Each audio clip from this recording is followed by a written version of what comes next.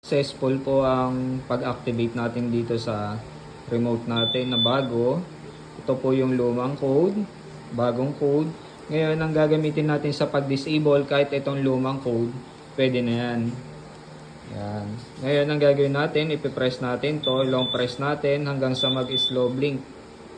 Ayan, ibig sabihin mabagal yung blinking, ibig sabihin naka-off yung unit. Ngayon, ima-manual ulit natin to. Press ulit tayo. Ayan. Release. Press ulit. Pagka nag-blink, release ulit. Tapos press ulit. Release ulit. Parang emergency code lang. Ayan. Nag-stop. Automatic i-enter natin to pagkatapos. 1, 2, 1, 2, 1, 2, 1, 1, 1.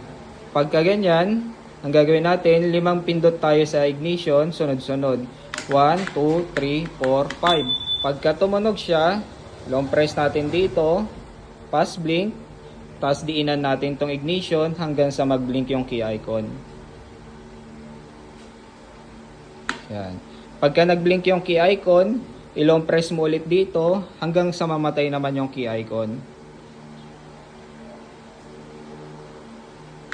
Yan. Automatic yan. Naka-disable na tong code na to.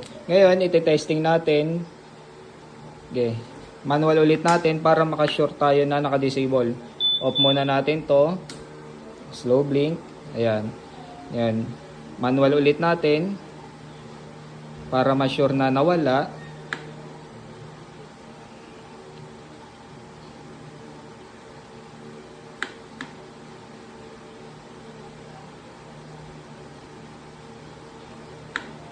Ayan.